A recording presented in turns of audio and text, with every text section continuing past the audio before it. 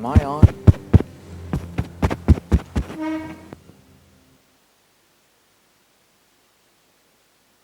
Am I on? Yeah. Yeah.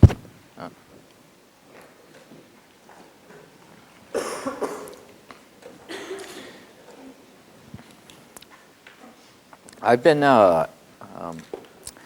asked to, if I could have put out some comments concerning what people call black magic.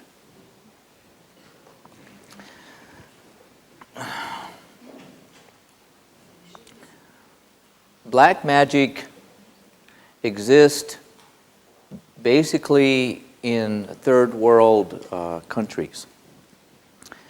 And I found that superstition and black magic has penetrated the Latin countries quite well. And I don't know why it is the Latin countries that have easily adopted the sensations, the philosophies, the attitude for the black magic. Maybe it's the immigration that have, people coming from the third world coming into the Western world. So I don't know if it's in the genes of the Latin people where they easily take it up, or it is just passed on from parent to child as a way of life, as a way of thinking. Realistically, it does not exist. Realistically, it does not exist. Mentally, it can exist. Mentally, it can. If you have been raised under the roof where your family, relatives, your friends foster it, nourish it, it has been woven into your life very carefully and is part of your fabric. It's a part of your weaving of your life, of your mind. And that's hard to get out because it's in the weave of your thoughts, in the weave of your feelings. And when it's done at a very early age, it's very difficult to pull out that thread. Very difficult. If you do not have this thread in your feelings, in your emotional body, in your mental body, it's really impossible for black magic to touch you. If you have it, easier to be affected by it. Easier to be affected by it. Realistic though, it does not exist. It really does not exist. But if you have the weave, it can be dangerous if you somehow get in somebody else's way. In my travels, I've never been to Africa. I've been to Asia, a few countries. And I have found there are very, very few people who really know anything about real magic. Very few people. And a lot of people think they do. A lot of people think they really do. It is, and if you consider these odds, for someone to cross your path who really knows what they're doing, it's almost, what are the chances of you getting hit by an asteroid? It's not too good. Or the chances of your true love coming into your life. For some of you, not too good. For some of you, no problem. The odds of this. But it happens. Some people do cross these people's paths. It does happen. It really does happen. And it does affect these people. It is because the weave, that particular thread has been woven in already into their life.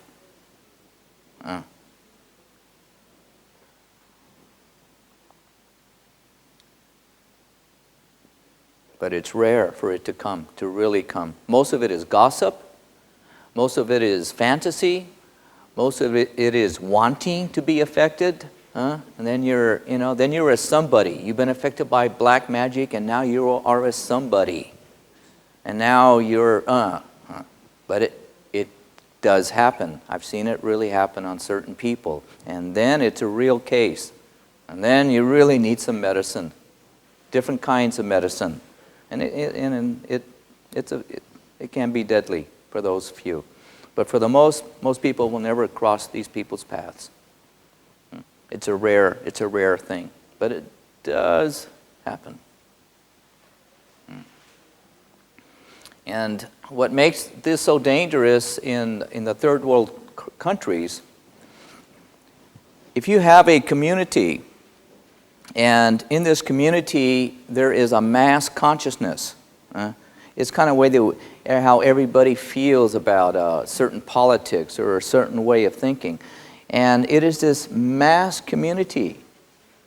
And if there is, let's say, an agreement of this particular philosophy, whether it is white or black magic or whatever you want to call it, unless you have become totally independent and you can think for yourself, you will never be affected, no matter if 1 million people believe it. You will never be affected by it because you can stand on your own. But most human beings, they join the crowd. Most human beings, they actually become you could say, have mob consciousness. If 2 or 3 people believe that, I better believe it. Because 3 people say so. If 5 people say so, that's a lot of people, I better think the same way.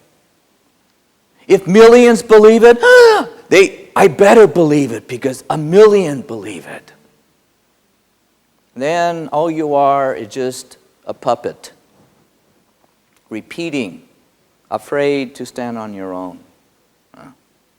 People, learn to stand on your own 2 feet. And just because millions believe a certain way, you say no to it. You question it. You question it. You have to question everything. Do not join the mob. That's the easiest thing to do. But it takes a lot of courage to go against the majority.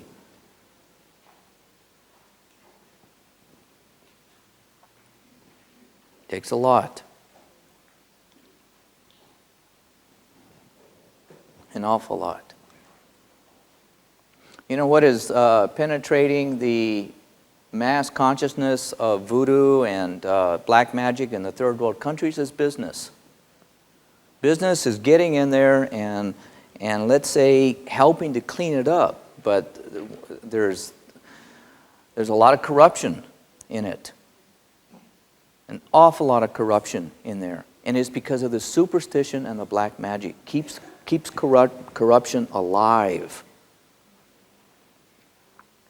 Business is straight. One French franc is 1 French franc. 1 Deutschmark is 1 Deutschmark. Voodoo and black magic, they like to play with it and make it 2, make it 5, make it 6, and it's only 1. So it's keeping things straight in your head, and you will keep it straight on the table.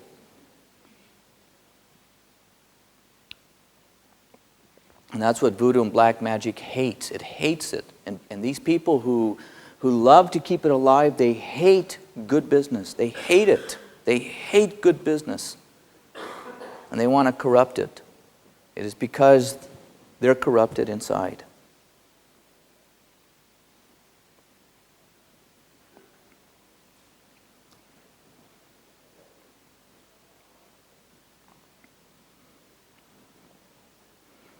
And yet, if you have the thread of superstition as a result of your upbringing, again, it's very difficult to pull out. But it is possible to transform. But as long as you have the thread in you, the superstitions are real, and it's real for you. Especially if it has affected your feelings, and you saw the effects it had on you. Yeah, it's real. But it's only a ghost, actually. It's all really but a ghost. Even the thread is a ghost. The mind is a very powerful thing. You can create an illusion. You can even create a ghost to chase you, if you wish.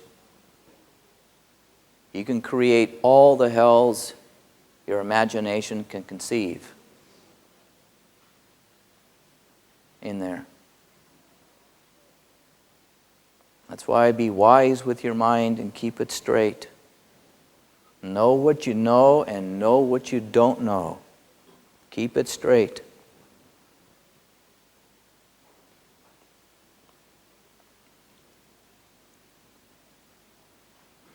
Next question.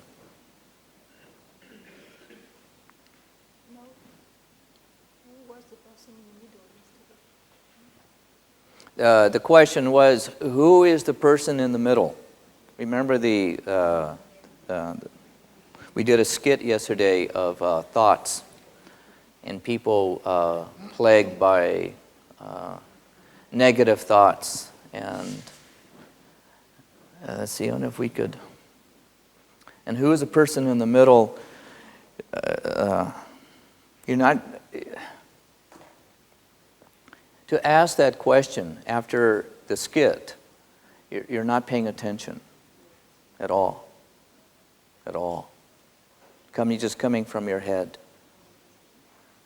It's a contemplation. It's a contemplation. You know,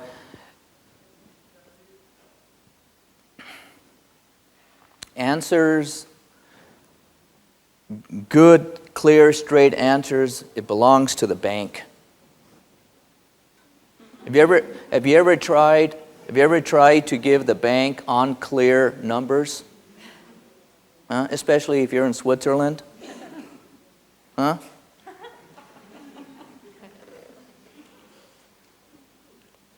But I've seen a lot of people try. It really doesn't work. It doesn't work. You have to give very clear, straight answers. I am not a bank. Your mother's not a bank. Your lover's not a bank. Your husband's not a bank. And you are not a bank. You know what a bank is? What is a bank? A bank is a building that has very big, strong, thick walls, very thick doors, got a big, very big door made out of steel this thick, and it has a timer on it that hides this money. That's a bank. You're not a bank. Don't expect to be a bank. People are not banks, people. We're human beings. You have to understand what tomorrows are really all about. What are tomorrows all about? What? What are tomorrows all about? You know what they're all about? You don't know. Very simple. Speculation. That's all you can do is speculate about tomorrow. That's it. Is there something wrong in that? But you know, most people want to know. They want to know.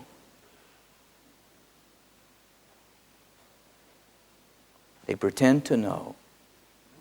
They feel guilty if they don't know. Speculation, that's all it is. Pure speculation.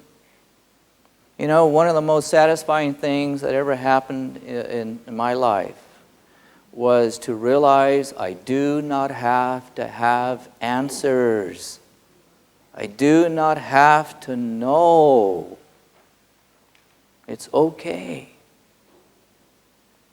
It took a big relief out of my head, out of my life. And once I got it straight what banks are for, they have to know.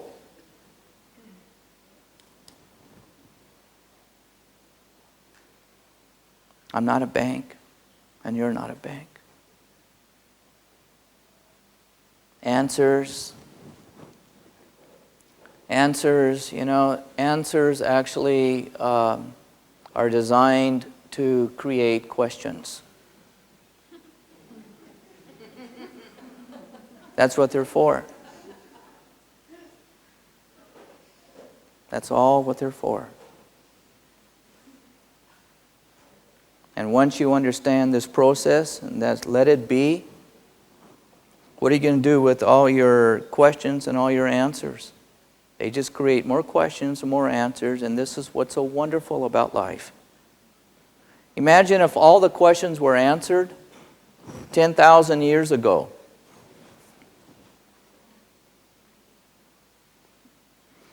Boring. Life is boring. Nothing to know. Nothing to learn. No tomorrows. They're all yesterdays. Boring.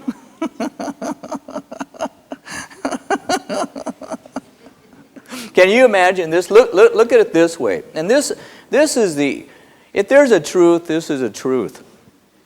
You know, let me, come on, all right, get up here. You know, I mean, this is what people expect, this is what people want. People think, everybody's, are banks, And, when people get married, and, oh, I'm going to love you forever, and, and there's going to be nothing but happiness, and, and everything, and, oh, God, I've found my true love and everything else. Okay. Once you let go and realize this is not a bank, there's more to it. The answers are not so easy, people. I think most of us know this, huh? You don't? Okay, all right. If all the answers were already put out, and we saw all this, there's no tomorrows. There's really no tomorrows. Think about this. There are no tomorrows. You know what would happen in a marriage? It would go something like this. In 3 or 4 days, I'm going to hate your guts. In 3 or 4 days, you are going to hate me. In about a week from now, we're going to have a wonderful day. 10 years later, we can even hardly look at each other without hating each other. I am going to go out on you 4 or 5 times in the next 5 years. I'm going to have 3 or 4 lovers. I'm not going to do the dishes. On July 22nd, you're going to want me to. I am not going to remember your birthday. Tomorrows are gone.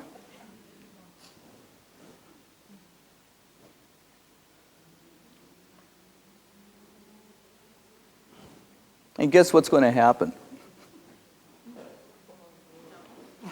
Boring. Huh? She would say, forget this. Go away.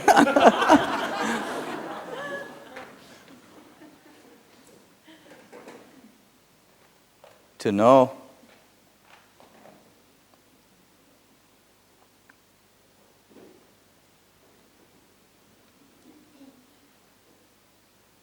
You got the point?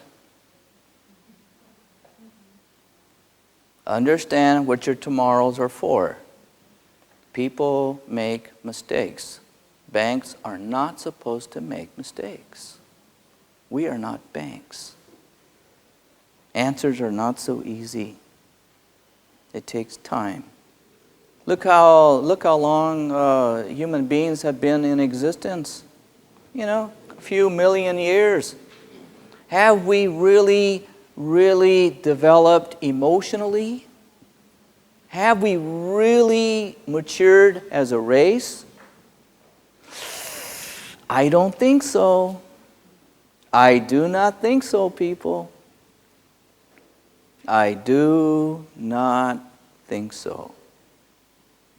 We are a little bit better. We are a little more intelligent. And that's about all. Emotionally, we are still volatile. You had a major war on your continent just 60 years ago. Major war, hating each other. Major war. It's just 60 years ago. And every 60 years there's been a major war.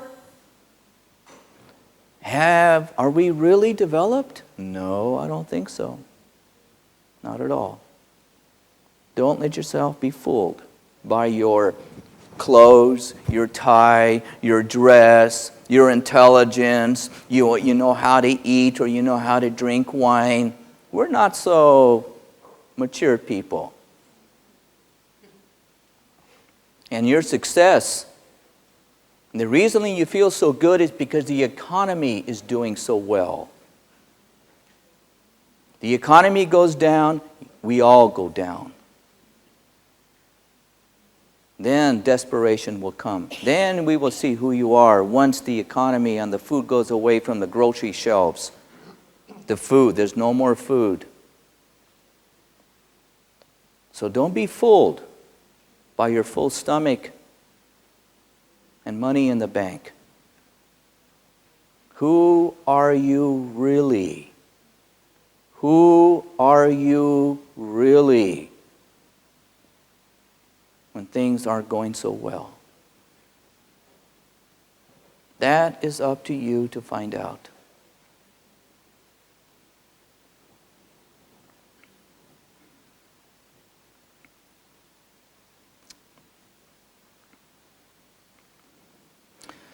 Know what you know and know it very well. And people take a survey. You need to take a survey of your intelligence, your mentality. You need to find out where you are in the world. Find out how much you know. Find out if you know all the countries in this world. Find out if you know where they exist.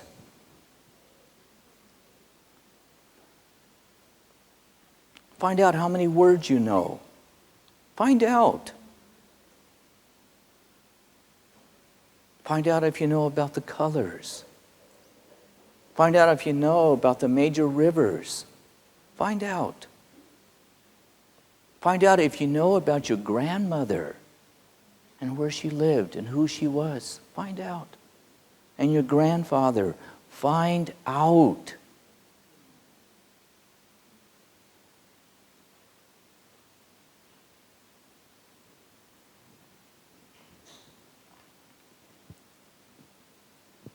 You exist not through your existence.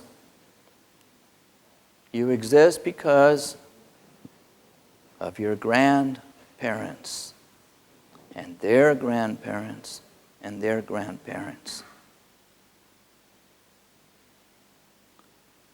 Find out. And once you do this survey about your intelligence and your mentality, and you compare it to the rest of the world, you'll have a better idea about yourself and where you fit. And then you have to decide what you want to do about it.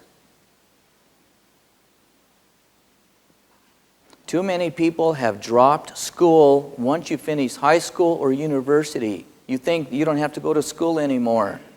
Do not waste your brain. Your brain is nothing but roots. And your roots loves knowledge. Your roots loves new information. Your brain loves new stimulus, new things, new colors, new ideas, new ways to think and to feel.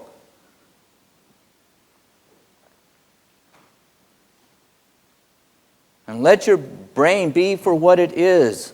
It's a root system, and it loves to grow. But you got to give it something to touch, a direction to go.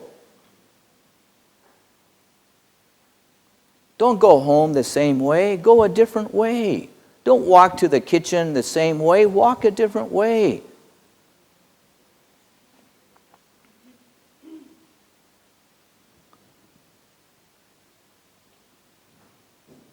Do not be history people.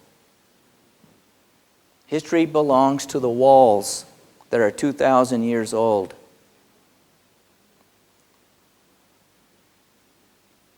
Us human beings, we can shower and get off all the dead skin and all the dirt at the end of the day. We can be refreshed and we can be new. Don't be stagnant. Don't be dead water. Don't be a river that has stopped.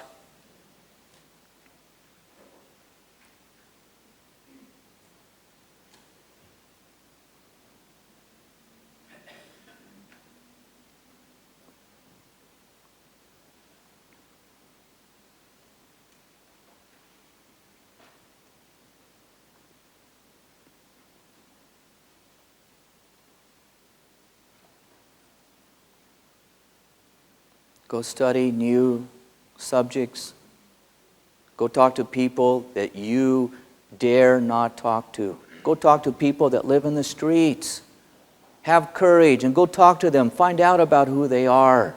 You don't have to give them money, but talk to them as a friend, as another citizen of France. Don't be scared of them. That gets the roots to grow.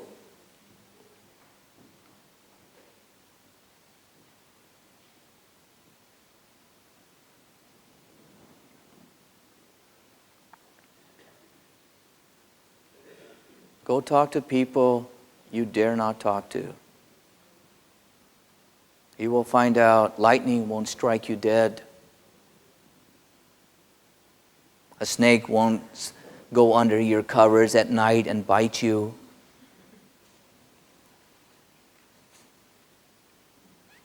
It will hurt in the beginning. You will have some stage fright in the beginning. It's going to feel very uncomfortable. Good. Good.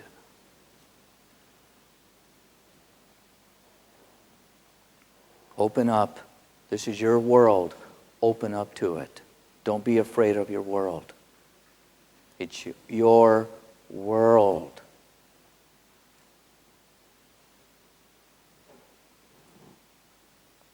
And stop trying to be spiritual. It's a big game on this planet. Learn to be a human being first.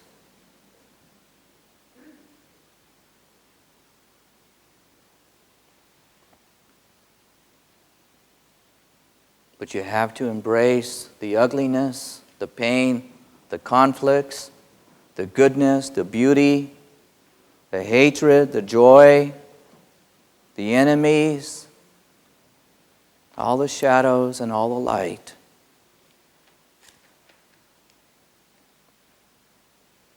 And when your eyes are no longer forest fires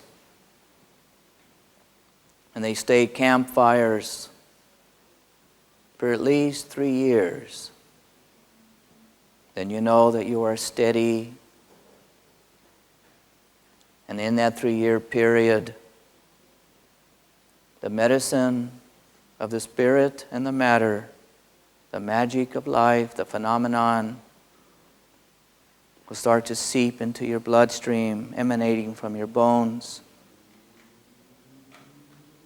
And what it is to be a human being and what it is to have 2 very delicate eyes made out of water, you'll know why you have your feet.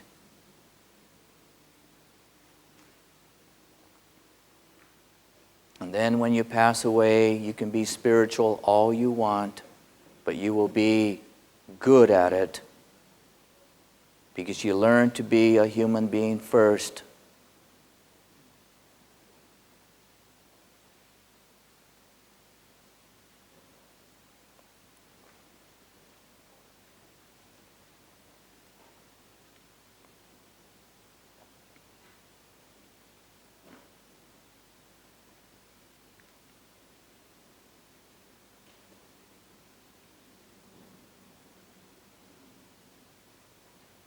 People, eternity is a long time. And once you pass away, it's a very, very long time.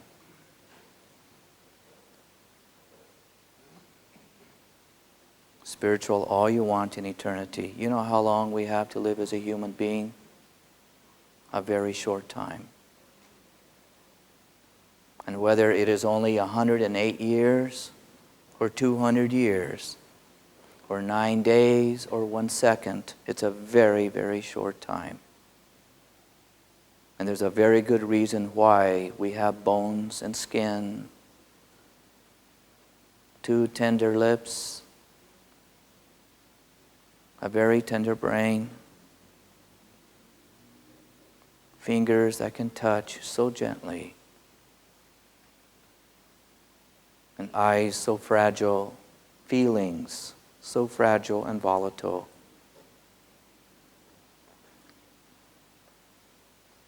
It's a very good reason why we are human beings.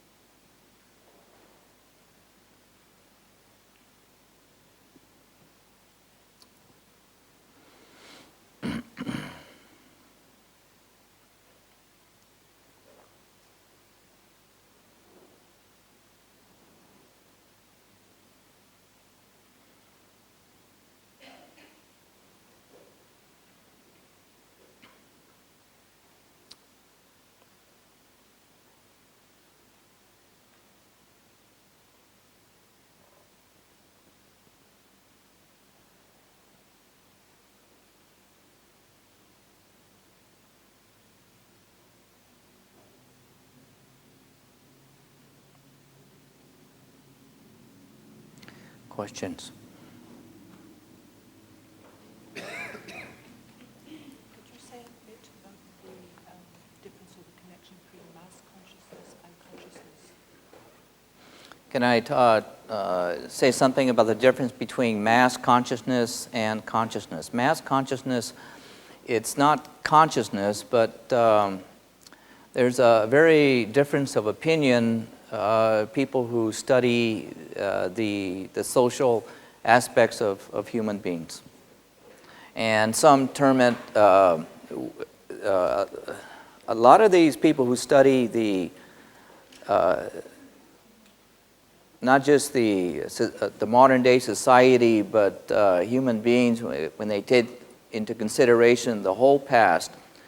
And they call a person who can drive a car and let's say own a business and have a family, and they can turn on the TV and they can flip the switch and decide what station to watch, and they can put petrol into their car, and they can drive real fast down the freeway. A lot of people term this that these people have consciousness. And that's not so. If they have consciousness, but most people exist just with awareness mind. They just have awareness, strong, healthy awareness. Awareness to drive a car, awareness to cry, to communicate, to do this and to do that. And it's only just based on awareness. And that's what happens with most people. Consciousness, when that comes into play, then you're actually penetrating, you could say, with the prophets, the mystics,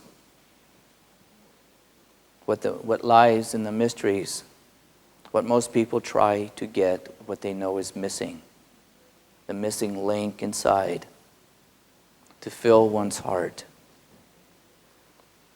to understand what it is to have wisdom, not just of today, but a wisdom of all the ages. An intelligence that is alive and not just based on memories or relies on memories. There's a difference. Awareness is easy to have. But there's a difference.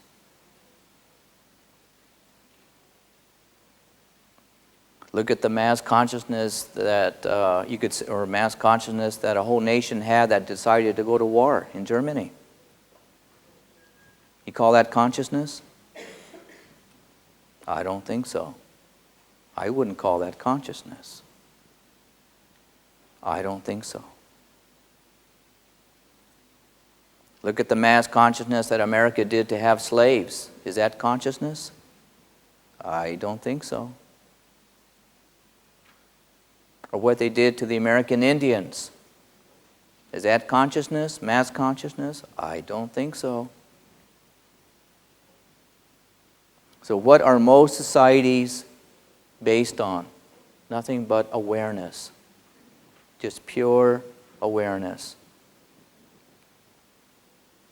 And if you think about that, then you have to decide, oh boy, do I stay with the awareness or try to find what consciousness is?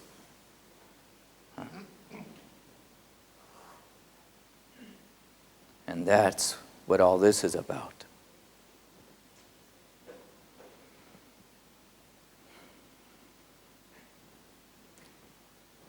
Question?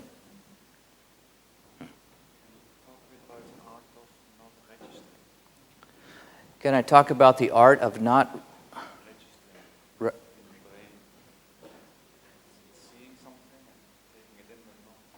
registering? The art of not registering. In essence, listening to something, it's real clear, but you can't digest it. You can't. Your mind can't quite make sense of it. You hear it, but it doesn't quite make sense. Is it? No, I don't understand what your question is. It's seeing something, but in a way not taking it personal, ties in maybe with the witness, developing witness. I can't get your question. Is there a connection between free will and passion? Is there a connection between free will and passion? No. They're two completely separate entities, but they can walk, run, travel parallel to each other. Yeah. Free will doesn't need passion at all. Free will is activated, and then passion is the aftermath. Then passion comes. Free will is an act. It's an act. It's a pure act. It's a major crossroad that very few human beings have touched. Actually, very few human beings have literally have not touched their free will. You know, most of you have never touched your free will. You haven't. You think just because you like that color, or you choose that food, or you chose that car, that it's your free will. It's not. It's not, people. It's your DNA. It's all locked in from your grandmother to all your relatives to, it's all locked in. Even your smells, it's all locked in. Even the jobs that you have, even the interests of the kind of people that you like to have friends. It's all locked into your DNA. It's not your free will. What is your free will? Yes, it does. It belongs to consciousness. But free will does not stay continuously. If you happen to cross that major crossroad of free will, it's scary to make because it will change your life forever. You will never walk down the same road. Never.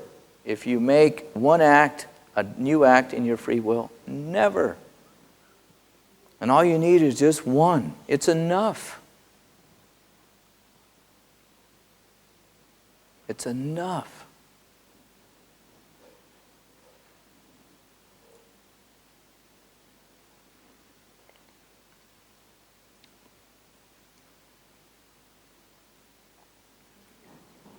How do you activate the free will? First, know that you haven't touched it unless you have touched it.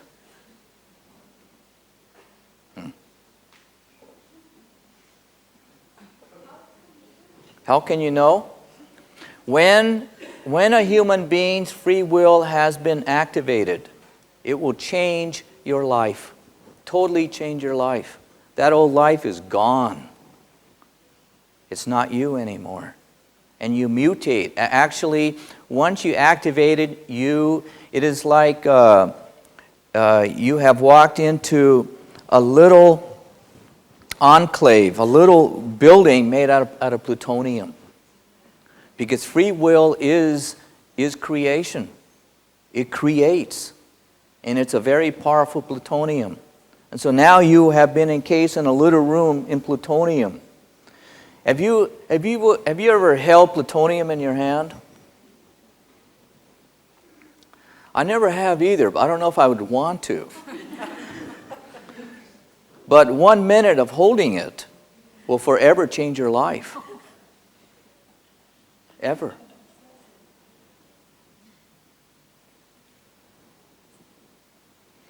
Look at it this way, people. When you found that special person, and you kissed that person, or you held their hands, or you looked into their eyes, guess what? Plutonium. You forever change your life. There's many different ways to look at it. Yeah. Yeah. Plutonium, yes.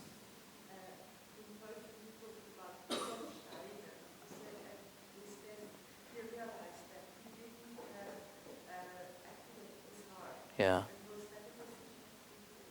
No. That wasn't a decision of free will. It's where Rudolf Steiner, he did not touch his heart. His mind was bright, but he didn't touch his heart. That was not active or free will. No. It was, his conditions were too strong.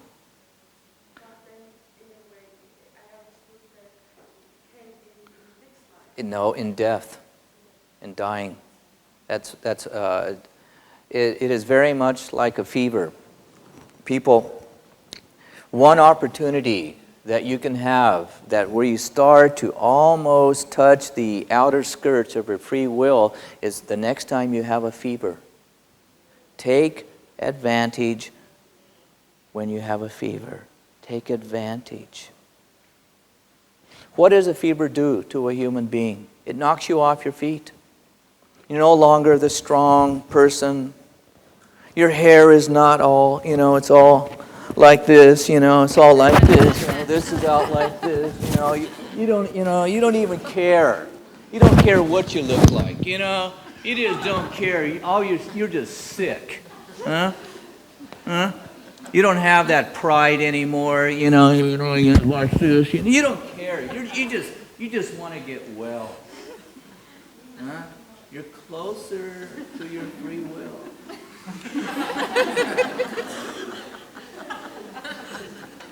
All right?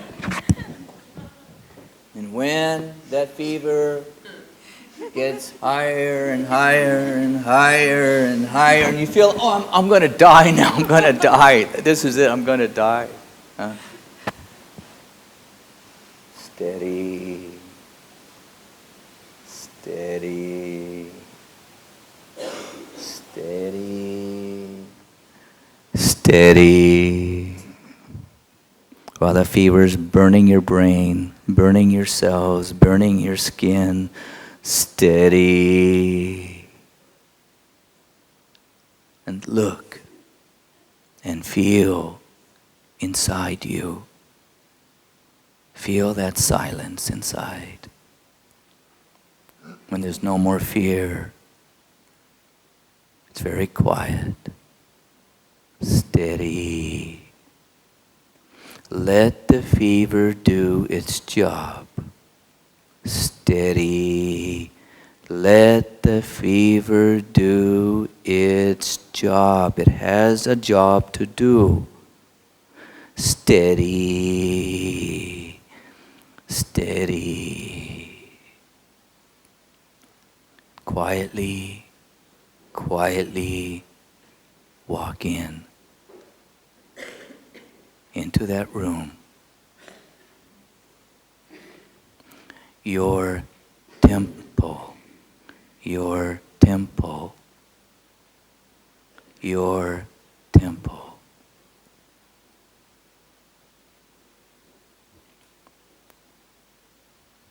Your temple inside.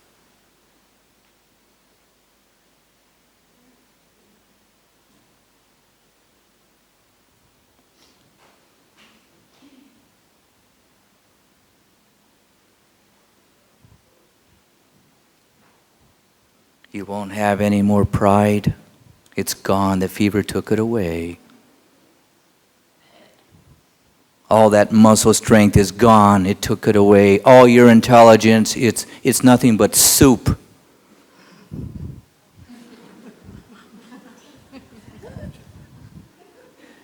Now you have a better chance to walk into your temple.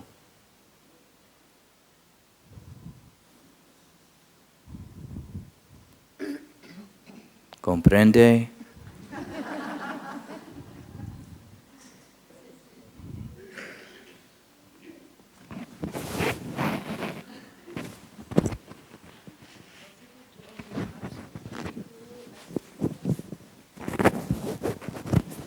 Is it possible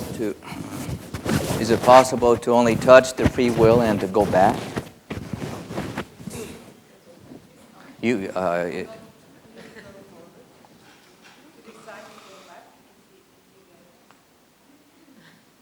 I don't understand your question. I don't understand your question. Is it possible for sentient beings in our Western world to wake up to consciousness without needing a person who is already woken up to consciousness? In our universe, it has shown that anything is possible. It has shown that anything is possible. Okay. If you are smart and you don't play fantasy games, you don't play wishful games or hopeful games, because people know what planet you're living on. People, again, America thinks that the whole world is America. French have their attitudes about the world. The Germans do, the Swiss do. They're locked into their own philosophies. What planet are you living on? We live on a planet that is very harsh. It's a very harsh planet to live on. It's harsh, people. It's very difficult to survive on this planet, really. There's a lot of dangers in this world. Everything from sunspots to asteroids hitting the planet, to polluting our oxygen, to getting hit by cars, getting infected by viruses, getting hated by others. It's a very dangerous planet. Wars every 60 years. Very dangerous planet. Come to terms with understanding what a bank is for and what a home is for. And if you do, you're common sense. You have to calculate. If you take all the world history, as much as we know, how many people have woken up? How many human beings have actually transcended the mind? Out of all the human beings. And there's been as many intelligent people, geniuses born all along the way. For tens and thousands of years, there's always been geniuses, very intelligent people, very good people, just as smart as us here. And how many made it? Very, very, very few. So don't fool yourself. That means there is a very strong mystery here that most people misunderstand. That's all it says. Just don't do wishful thinking. That means a lot of hard work is necessary and a hell of a lot of common sense. But isn't it easier to dream than it is to go to work? Yes, it is. Isn't it easier to fantasize than it is to be genuine and sincere? Yes, it is. Yes, it is. Yes, it is. So if you are a dreamer,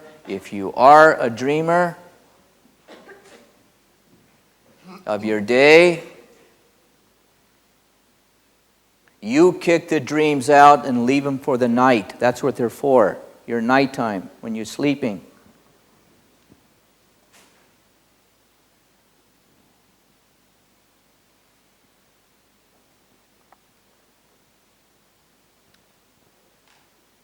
Know what you know and know it very well. And it's okay not to know. And know what you don't know and know it very well. It's okay. It's okay.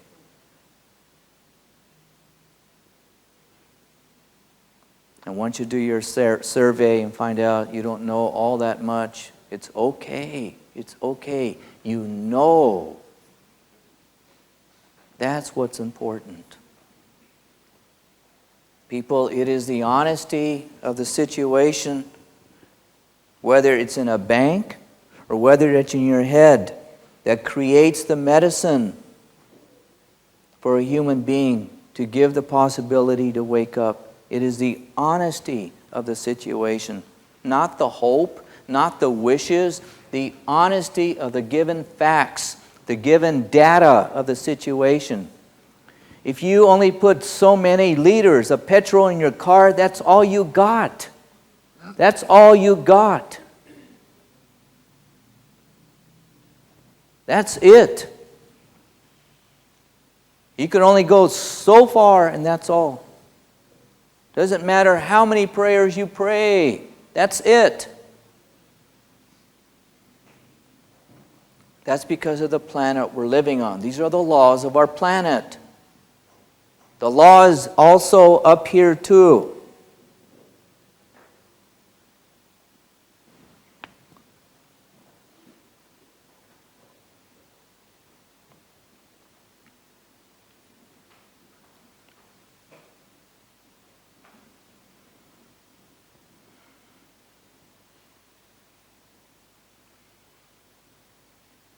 Take the fire.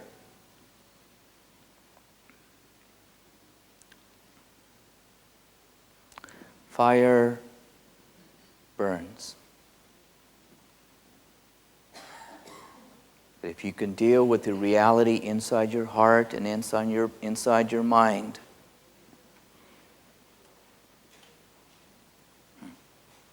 you understand the fire that is out there and the fire that is in here.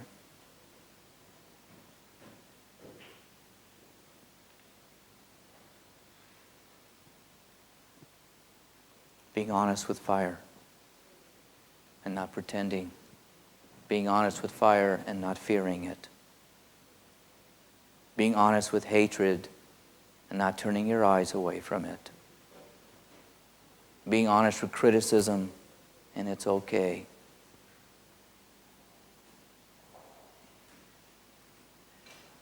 Being honest with being wrong and it's okay.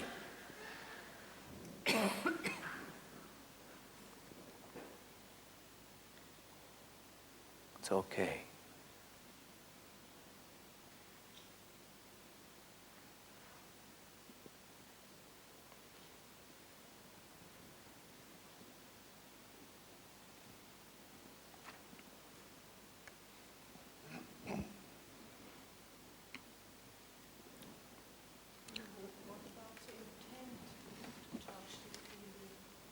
The intent to touch a free will. A person can push it. Yeah. A person can push it and walk into that major crossroad. It's possible. Prematurely, you can push it. Prematurely.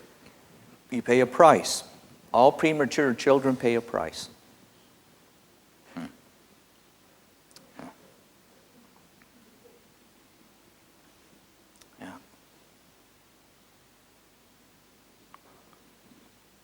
Get yourself walking back in synchronicity, people. There is such a thing as timing. It really does exist. Yeah. And you said something about innocence. And you said something about innocence. About what? Innocence. Innocence. This will help to give road signs to the free will. Innocence. Innocence, but actually, there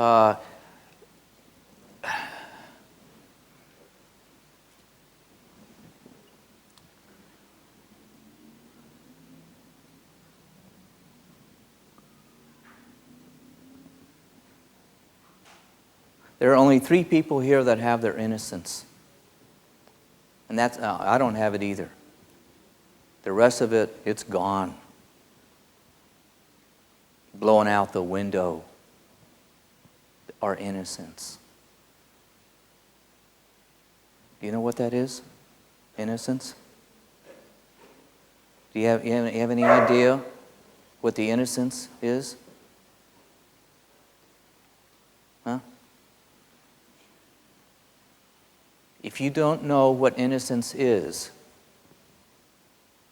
then you better have kids again and study your children and to recognize, so you can recognize what innocence is. Or go to an elementary school, or go to a family that just had a child, and so you can recognize what innocence is. One of the most beautiful things for any human being is to carry their innocence with them. But because this world is so harsh, it's our societies, it's so harsh, that we literally kick the innocence out of our young ones too early. Too early. And then we all get hurt.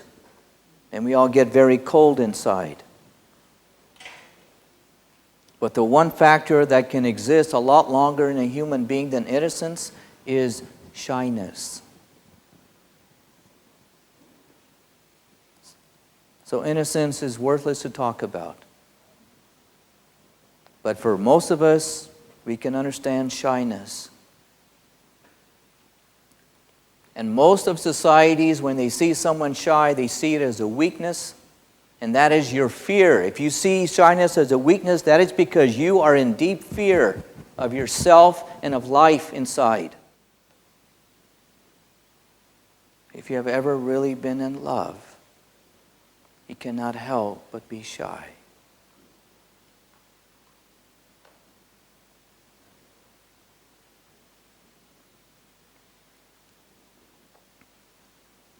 Very much like the beauty of flowers.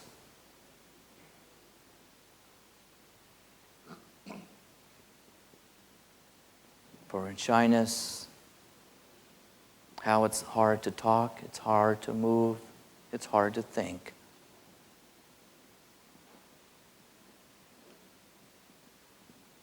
So when you see shyness in someone, you protect that person. And you have shyness and you feel shyness erupting up your nervous system, coming into your cheeks, exploding through your eyes. You protect it.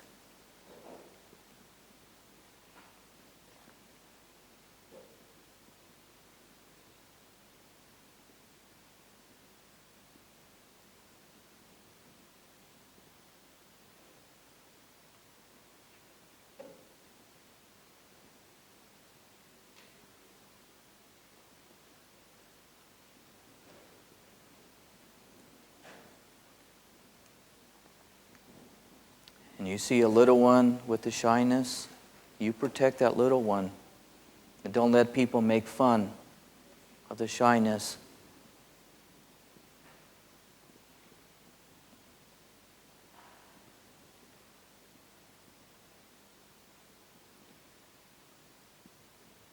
Then you'll know what a real man is and what a real woman is when you protect it. That is a real man. That is a real woman. Not afraid of fear or darkness or ignorance.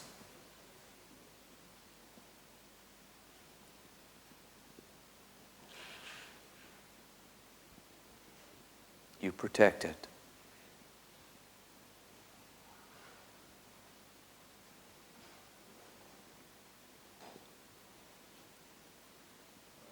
For shyness is a strength. Shyness is a muscle. For shyness is the fuel. Shyness is the door. Shyness is the gate. Shyness is the window.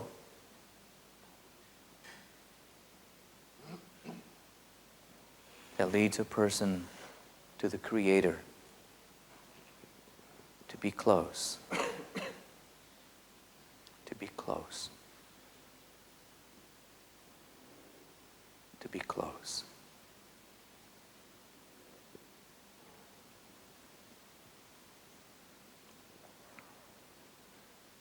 And shyness is really nothing but an act of love. That's all. Not an act of weakness, but an act of love. But society sees real love as an act of weakness. Don't have a mob mentality. Don't join the mob.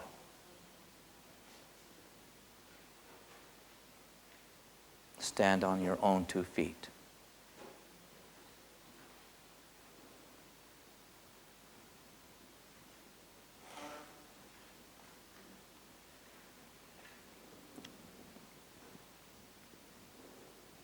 Tomorrow, the fire dance.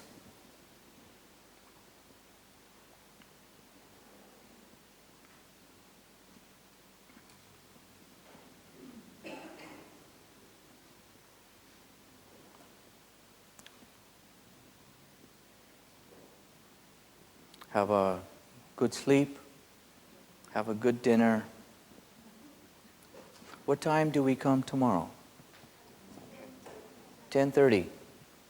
10:30? 10? 10. 10:30.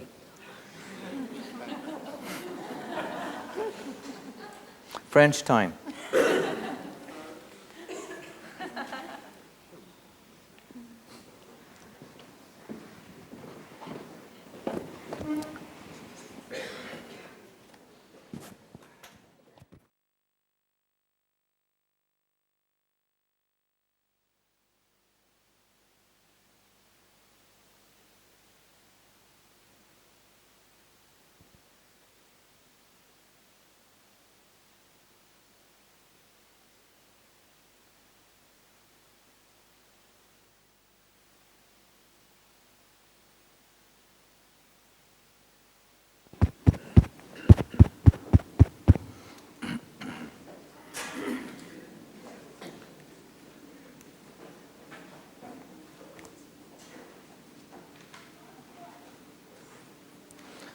The fire dance, as most of you know, even though you have attended and done the fire dance for years. And as you know, I'm very, very, very quiet in explaining the fire dance. Very, very quiet with it, for very good reason. And the main reason is the natural phenomenon of time and space. And that means speed. It is very, very much like standing on the side of a highway and watching the cars go by. And they're going by 80 miles per hour, or 100 miles, or 100 kilometers per hour. You know, and you...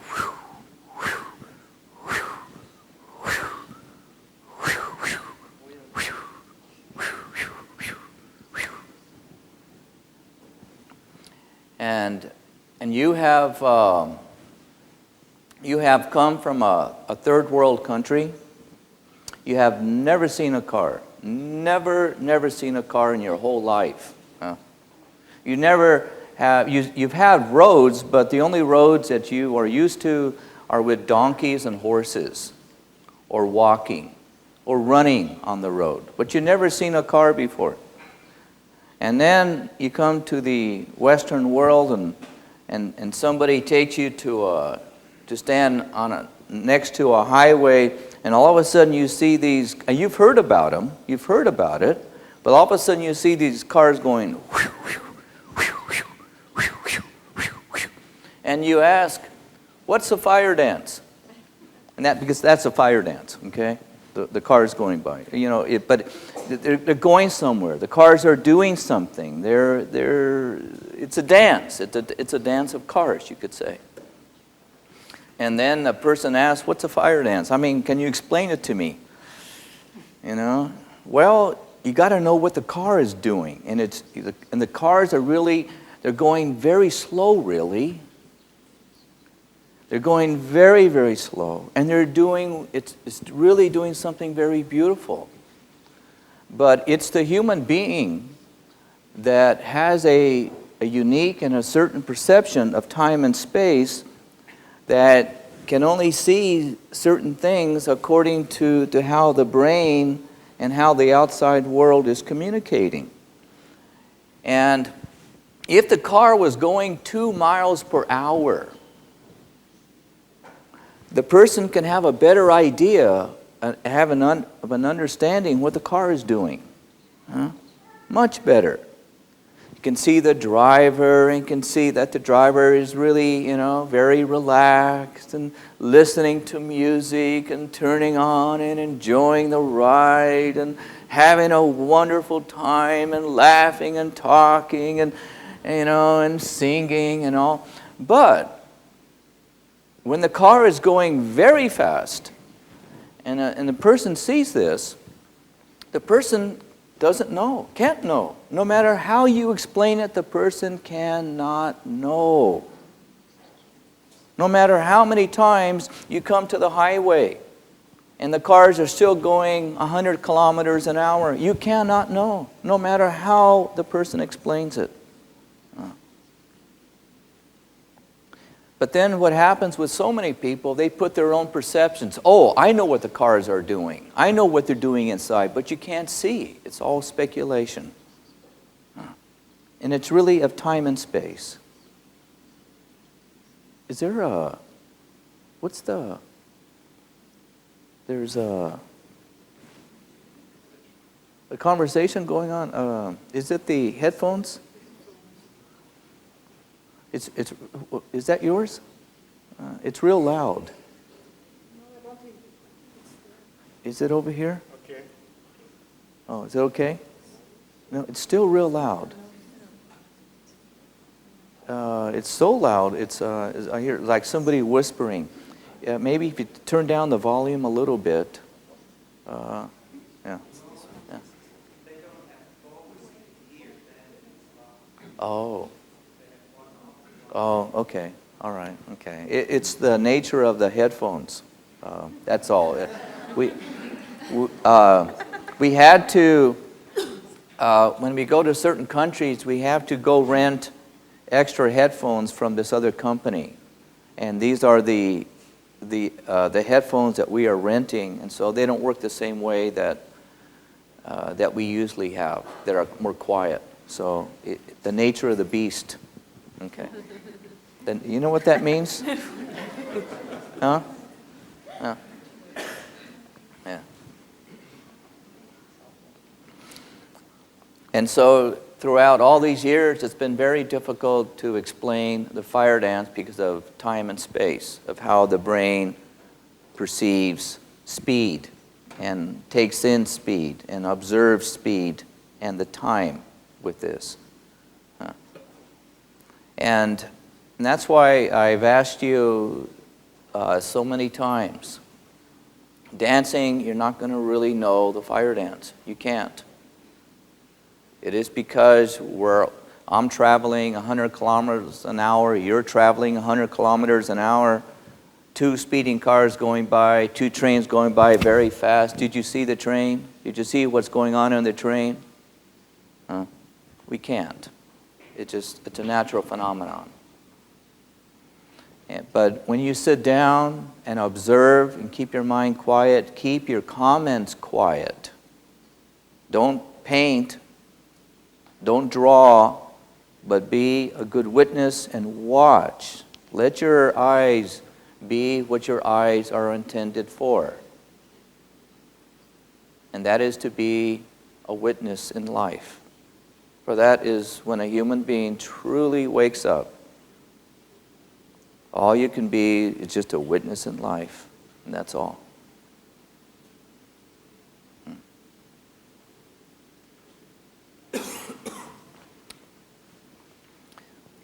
I'm going to show you, it's a 2-minute segment. York, who is filming here, I'm very fortunate. He's a professional photographer in Switzerland. He's extremely professional. And I stole him from the industry. Even though he still works in the industry, I still stole him. You know. So you could say I'm a thief. And because not everyone can be a photographer. Not everyone can be a singer. Not everyone can be a good doctor. And those that are, they're rare. We all know that. It's either you have it or you don't. And he has it. And that's why I stole him. And so he's the one who has taken all the pictures there. And he's done the filming. But because technology has advanced so quickly and so fast, it has become reasonable to buy these high technologies so we can benefit from it with this. And all these years, I've always wanted the Firedance documented and to use the technology so the filming can be slowed down, so you can see it in slow motion, what is really going on. Because we're all traveling, even if you're sitting down, there's still a car in front of you traveling 100 kilometers an hour, which is me, unless it's my hands with the fire. But most people, even though they're sitting down, their habit of living in the world out there, in the business world, is still to travel 30, 40, 50 miles an hour throughout the whole day, answering the phone and answering the doorbell and writing checks and drawing up contracts and more phone calls and got to think about this and look at your appointment calendar and you got to make another phone call and somebody else is calling your name. And so our habit is to travel very fast in our normal day. So when you come into this particular environment, into this particular seminar, your brain just cannot slow down. You're still traveling quite fast. So even though while you're sitting there, your brain is still traveling quite fast, you're not going to see. Really, you can't see. Unless that person goes out and spends at least 2 or 3 months secluded in the country, in one room, in solitude, on top of a mountain, in a cave. Then the mind, brain can start to slow down and a person can start to see. In essence, to get the city lights out of your head, out of your eyes. In essence, to get the city speed out of your nervous system. And we all know what happens when someone is in panic. Most of us have been panicked sometime in our life. And it's not a pretty picture to observe someone who is in panic. And it doesn't feel good when we are in panic, but you know what's all that's happening is that you're just traveling 500 miles an hour. It's easy to go into panic then. That's all it is. It's just a faster speed. So we're going to show you this tape, and the volume's going to be loud. It has to be loud. But is to show you not just what the camera can do, but it's the person who puts it together. And the main thing is to show you more of what the essence of the Firedance is, because you have an investment in this. This is an investment, people. In this particular planet we're living in, investments has created the business world. Literally created it. Investments has created insurance policies, life insurance policies for your families.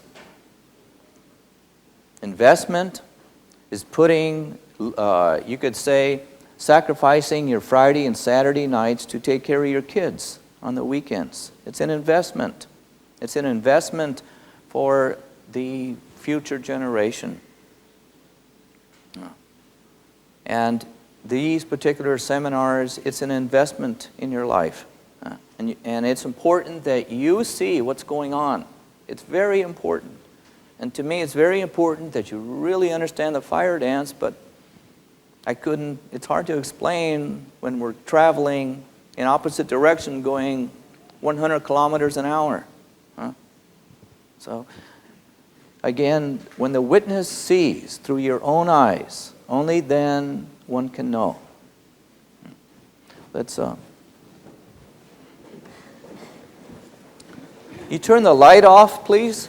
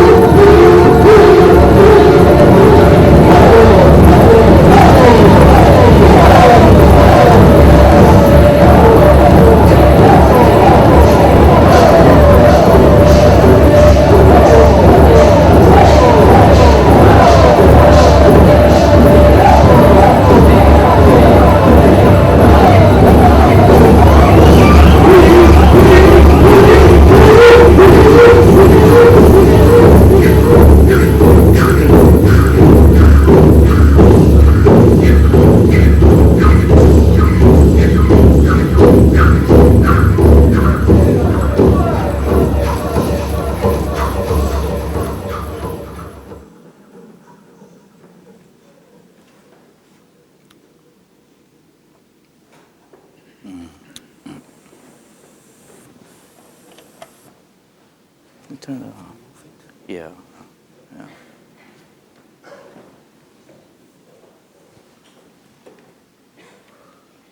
Can you have the lights on, please?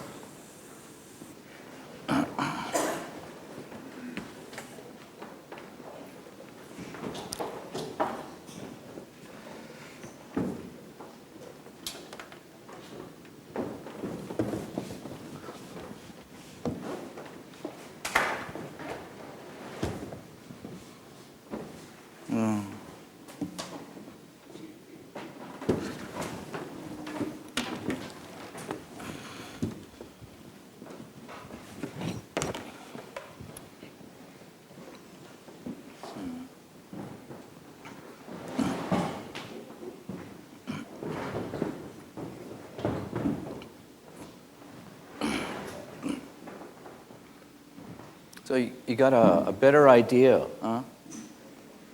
A better feeling for it. Yeah, yeah. But once it slows down enough and you get to really see it, you get to see what's going on very quietly, very, very quietly inside.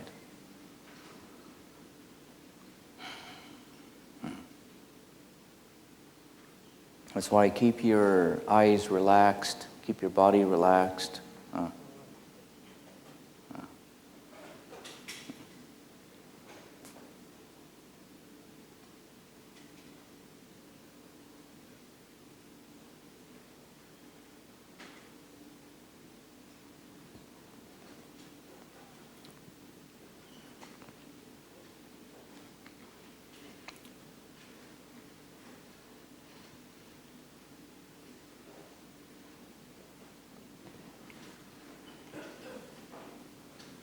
I think my volume's up a little too loud.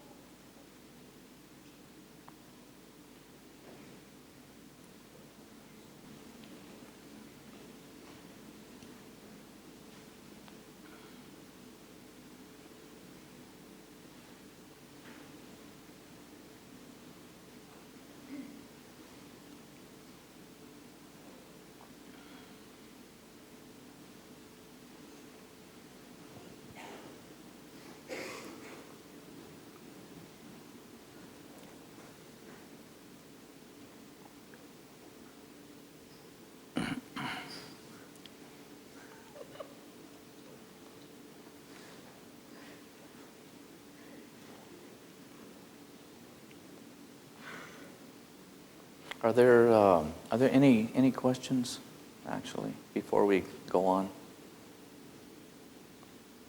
Anything at all?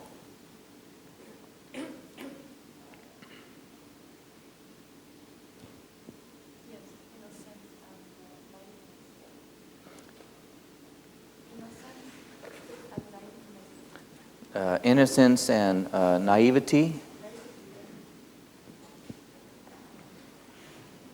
Innocence and naivety are usually confused by most people. Naivety is really one of the biggest diseases that human beings have. It's a disease, people, naivety. Just not something that happens. It's a disease of the mind. And this particular disease is never really addressed, is never really talked about, but every now and then you hear about it or it pops up in your life, or you somehow it hits you in the face, and then a few minutes later you let it go. Most people pay no attention to it. And then when the student of life starts to swim, starts to stand back, and starts to observe the cars going 100 miles kilometer an hour in front of them, and wondering how in the world can I see whatever those things are that are traveling so fast in front of me.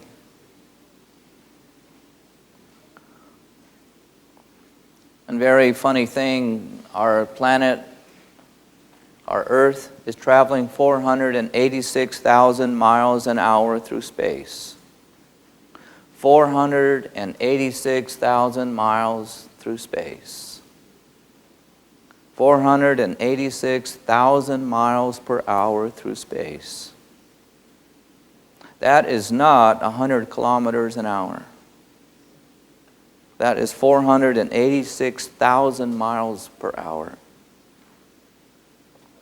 And very funny thing, our blood is traveling, sometimes you could say, depends on the capillaries versus the aorta, and how it's pumping many, many volumes per hour, many liters per hour. Constant motion. In our nervous systems, from the tip of our toes to the top of our heads. A vast network of electricity and wires that's traveling almost at the speed of light. Almost. And then we have all our manufacturing plants, not just of our spleen and our kidneys. We have our adrenal system and our thyroids, manufacturing vast hormones, putting out many different products for many times of the day and evening, and sometimes the products are bad and not so good for us. And then we have the winds that we inhale either through our nostrils or our mouth. We sneeze, and all of a sudden the air is traveling over 100 miles an hour through our esophagus. And even with a deep breath, it's very much like a storm inside us. And then we have the land beneath our feet. You may think that France is stable, but it is not. For the land beneath your feet is in constant motion, traveling in some direction into another part of this planet. For everything is in constant motion, including your thoughts. Nothing is still. And people look for peace, they look for a stillness inside a cave. They try to find it inside their head. But they confront and hit naivety every now and then, but pay no attention to it. And when there's no discretion between that and innocence, and with constant motion from the tip of your head to the bottom of your toes, and everything in front of you in your external environment, whether it be a soft wind or a storm, constant motion, even in your sleep. When you lie down, you think you're quiet and you are not. Now you are in an ocean of dreams that most people forget.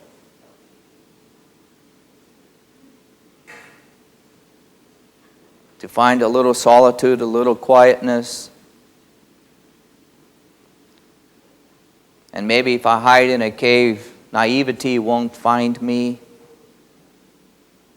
Maybe if I hide in this cave, my ignorance will not find me. Maybe then I can find peace.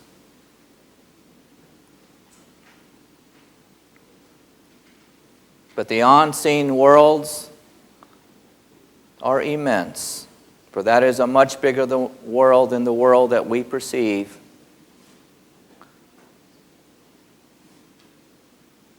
Call it bacteria or viruses, or call it subatomic, or call it a spirit, for those worlds are so vast. But they are only as vast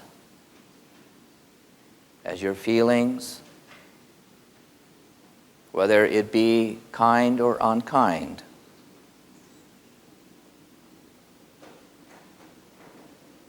But they're only as vast and as close as your hand to your heart.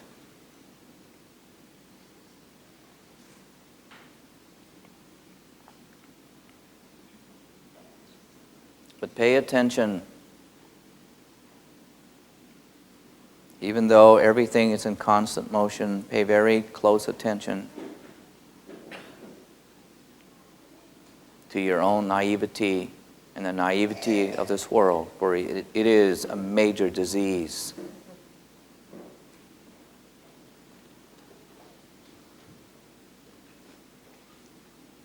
And when one identifies with the busyness of this world, and one has to pay very close attention to it. One has to be very efficient and very good with all the speeds, not just of the traffic, but the stop signs and stop lights, the phone calls and when to pick up that phone. And yet when naivety finds you and erupts in your life, do not discard it and push it away like a fly bothering you.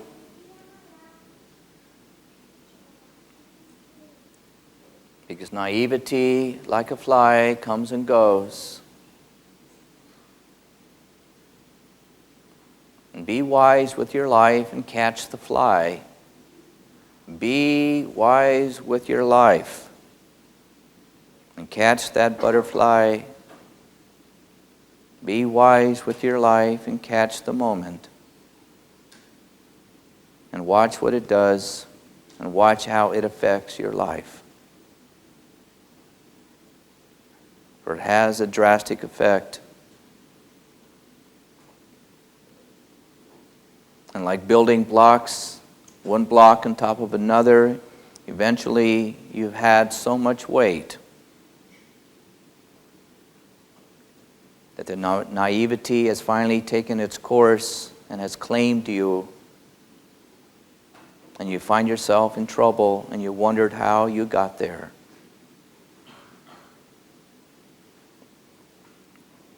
For everything in life starts off very, very softly, like dust settling on your head.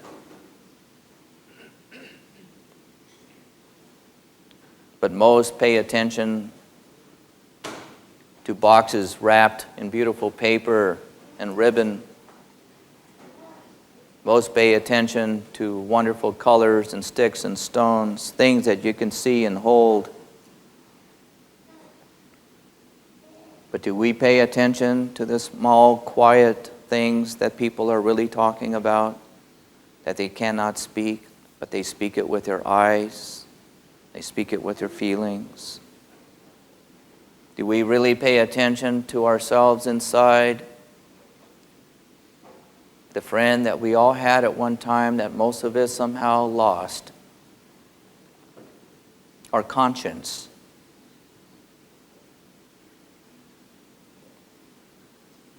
And somewhere along the line, too much hurt and too much disappointment, being forced to think another way, forced our conscience into the back seat of the car, and now the passenger is logic and reason, greed, boredom, and revenge and such. And we can choose to ignore it. Naivety has been planted. The seed of naivety has been planted.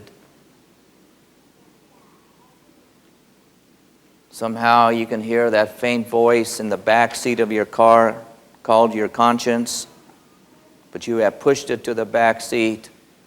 Now you have reason and logic speaking to you very loud every moment of every day. But when you ignore the voice of your conscience, you have planted the seed of naivety into your life. And you water it and nourish it with more logic and reason.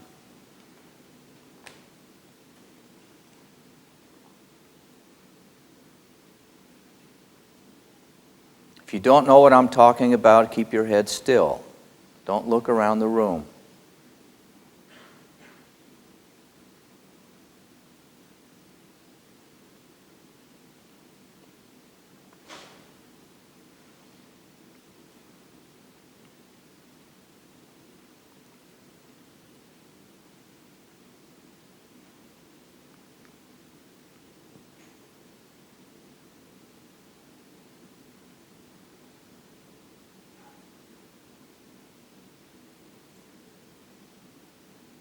And then they call that voice in the back seat intuition.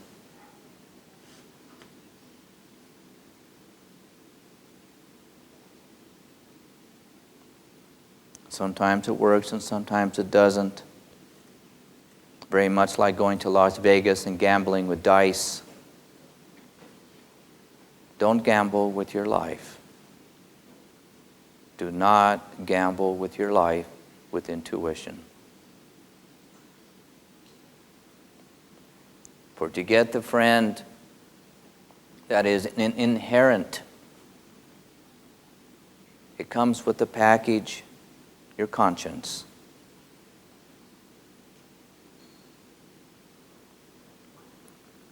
But when you have an ulterior motive, your conscience doesn't look so good, and then it is weight, it is volume, it is logic and reason that somehow becomes your God and your voice and your confidant.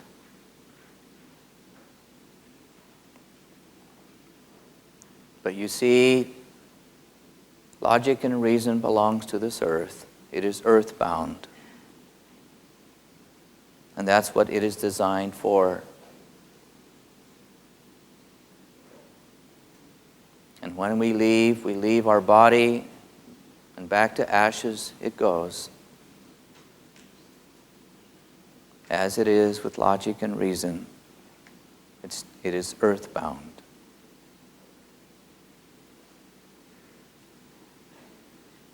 And then very quietly, from the back seat, your conscience slowly comes back into the front seat next to you. A friend that was always there, but somehow pushed to the back.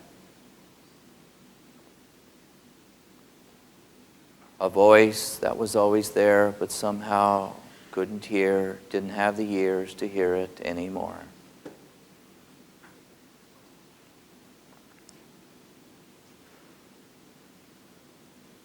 For somehow society has literally taught all the little ones, so many, where to find the seeds and how to plant the seeds of naivety. By the time a human being reaches a certain age, it's a big tree of naivety. And they wondered how they got stuck on all the branches.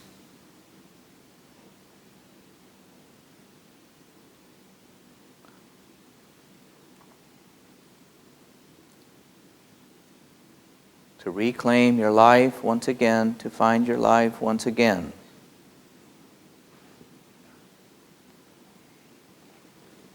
It's almost starting all over again.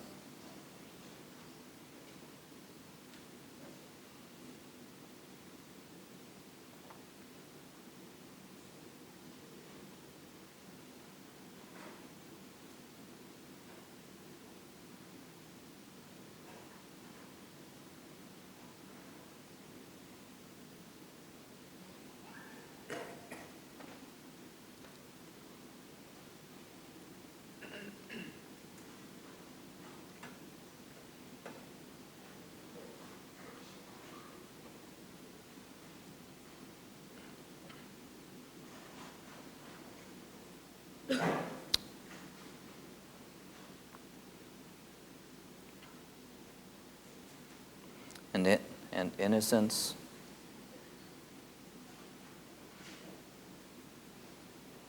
For the adults, your innocence is gone.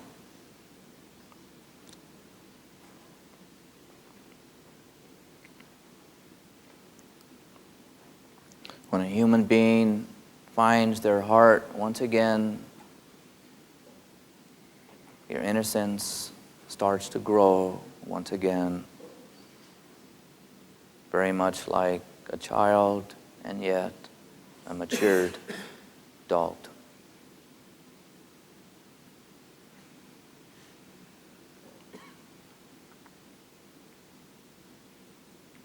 In this world, because when the innocence is gone from most of the adult community, somehow they have a unique way of ignoring their children. For most of the money of the taxes of all countries should be put into education and good teachers. Most of the money.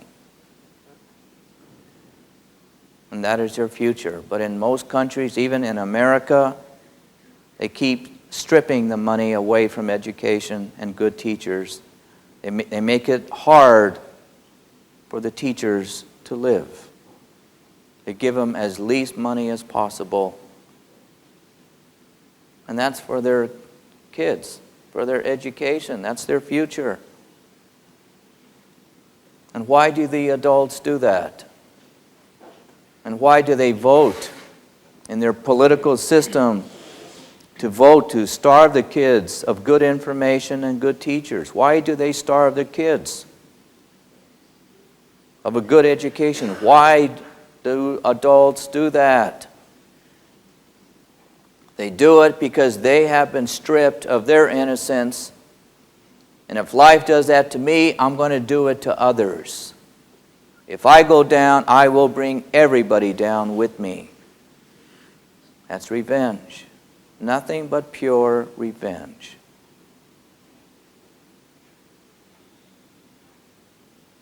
No matter how cute and innocent you are, going to make sure that you subsist on very little education and keep it as difficult as possible for those teachers.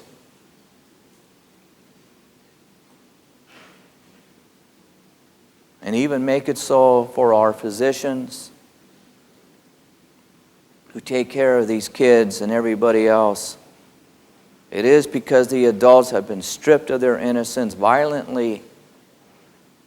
And they're going to make sure that everybody else receives the same treatment.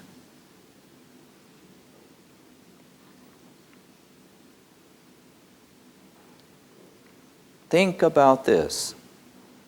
Think about it.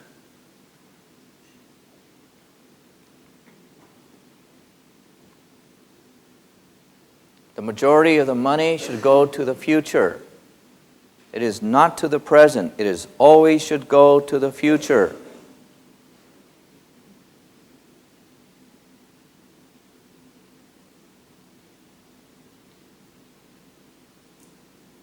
But really the most important thing any civilization can do is support the future. And that is from the first grade. That the kids have a better life, better thinking, more hope.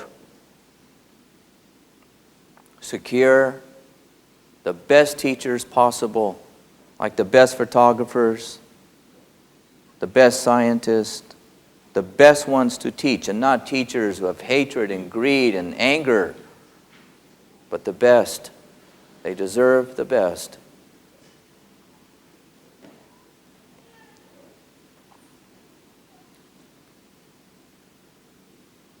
That's naivety, the greatest disease on this planet.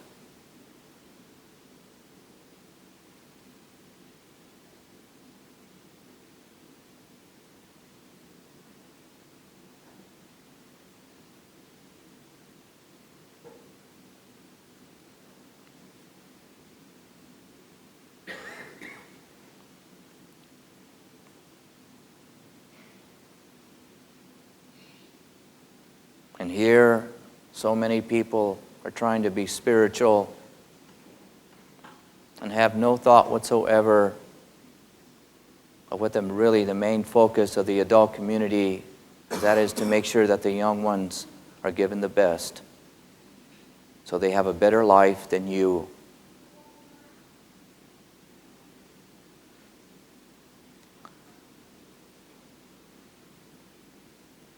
Being spiritual is being on your feet, not above. Leave the clouds to the clouds, leave the stars to the stars. That's why they're up there, and you are not. You are in your feet, and it hurts like hell to be in your feet, and it's not nice all the time. Most of the time, it is not nice. But that's what growing up is all about. To make sure that the next generation is wiser than you, kinder than you, softer than you, more intelligent than you. That they have more mercy and less naivety. But you have to care to make that happen.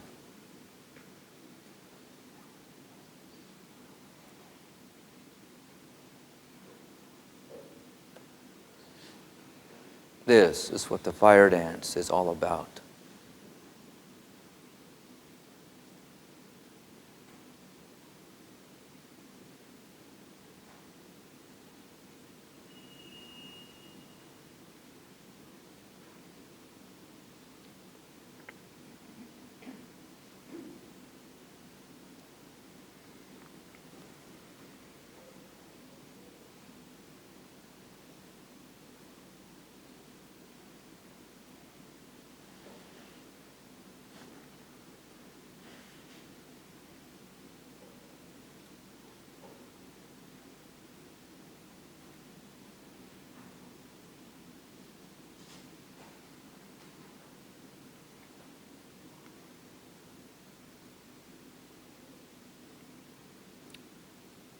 Naivety is me, myself, and I.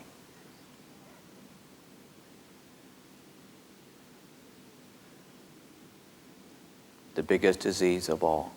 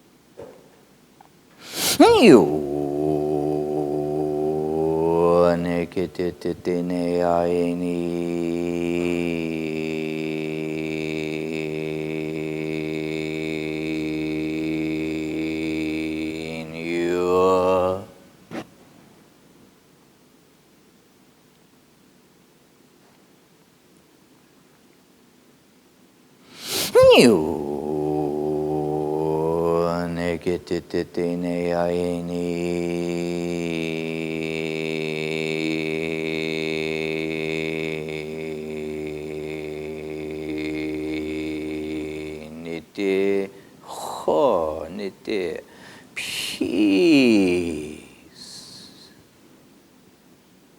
to your minds. Peace to your hearts. Peace to your life.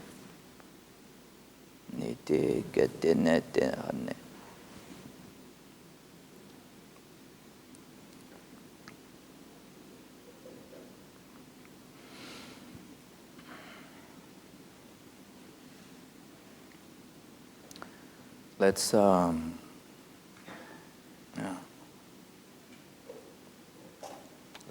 fire dance. Please pick up your chairs and